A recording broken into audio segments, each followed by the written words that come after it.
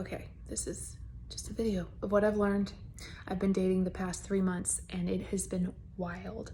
One of the things that I've been coming up against is hypergamy, meaning this tendency of people to want to marry up, whether that be for men wanting to marry up physically for a woman, or women wanting to marry up in terms of financial status.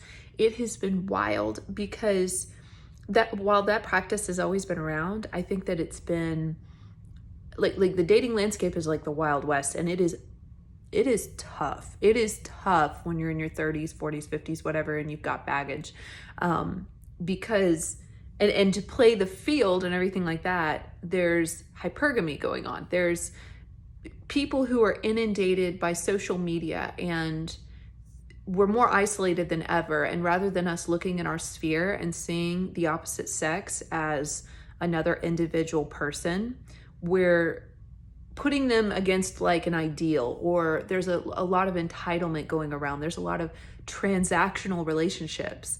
You know, there's a lot of not letting your guard down. There's also a lot of players. There's a lot of vindictive guys out there that want to get back at women. There's a lot of women that brutally use men. Like, I have learned to have a lot more compassion for the opposite sex, hearing about like the ways that women clean men out in divorces. I've been like, okay, wow. It's helped me gain a much bigger appreciation for men. At the same token, women themselves also, like, they get objectified as well. But the problem with social media is there's a lot of women out there that are objectifying themselves for love, not realizing they are literally making themselves an object. Anyways, I found it interesting because I've been pondering this all day long and for a while about just all the dynamics that I see out there. And I came to Proverbs 6:26. It's talking about the warning against adultery. It's talking about a prostitute. It says, "For the prostitute reduces you to a loaf of bread, and the adulteress preys on your very life." But that right there, the prostitute reduces you to a loaf of bread.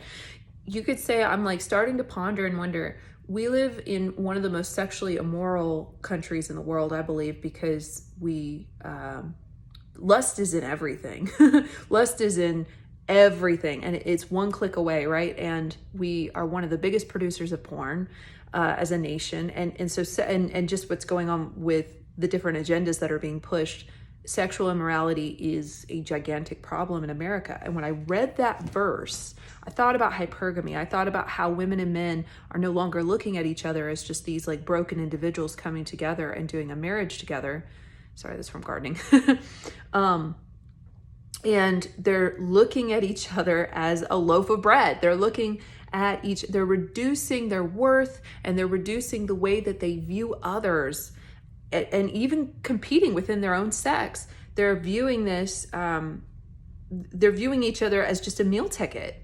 And it has helped me recognize how superior God's ways are, especially in marriage and especially in relationships. And that no matter if we are dating or in friendship, we always have to see people with value, and that there's so much devaluing going on, not only in the dating sphere, but throughout every sphere in society. People they don't feel worthy, they don't feel worthwhile, and when people grow cold, they start treating other people like objects, and they don't see them as a human being. So when I heard that, I went, God, that is so true of our current dating landscape. Now, I've met some really cool, beautiful souls. And so there's so much hope. I mean, I'm beginning to meet people who are human, because I think I'm learning these games, and I would not say it's a waste, even though it's been heartbreaking and kind of crazy, but I just had to make a video. Hypergamy